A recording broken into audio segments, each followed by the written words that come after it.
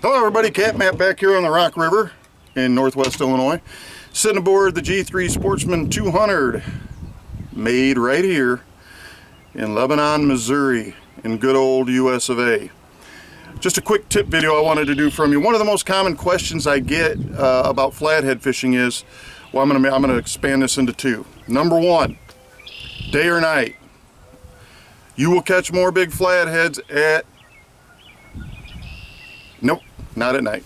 You will catch more big flatheads fishing daylight hours. Flatheads are marauders. They will move around, but they tend to move around at night, except for early spring and late fall.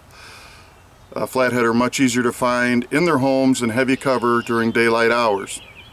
Number two, hey Catmatt, leader length. It's very important to me. What do I use? How long should I make my leader?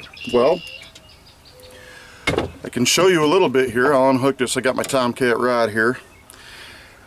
Now, if I am fishing the head of a hole for a flathead or the corners of a hole for a flathead that doesn't necessarily have a lot of cover, but it's got a really direct drop into the hole.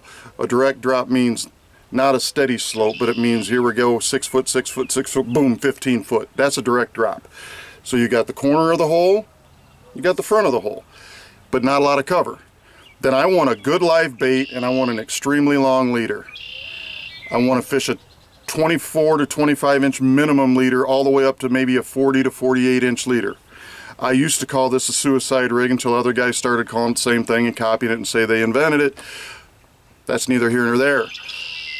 I love to run a bullhead on this rig because bullheads will just constantly move and they don't seem to have a fear of the flathead, and sometimes they will even cuddle up right next to them. So I love to run a long leader on the heads and corners of holes, or even in a deep hole if I'm fishing just the heart of the hole. Okay, now when we get into the heavy cover aspect of it, and heavy cover doesn't mean you're driving down the river and you see a bobbin brush pile on the bank. Those are not what you're looking for flathead. You're looking for a submerged singular piece of cover.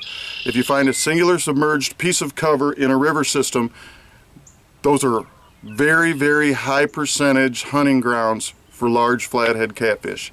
Okay, that's what you're looking for. Or if you do have a brush pile that is there because it is anchored to the bottom by other good cover, that is also what you're looking for. In those situations, we're going to take and shorten that 20 to 48 inch leader up to 6 to 10 inches.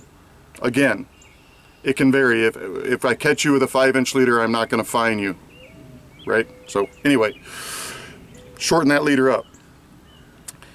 And that's going to help you keep your bait from ramping up on you while still giving it enough room to move and cause a little vibration and make a little noise.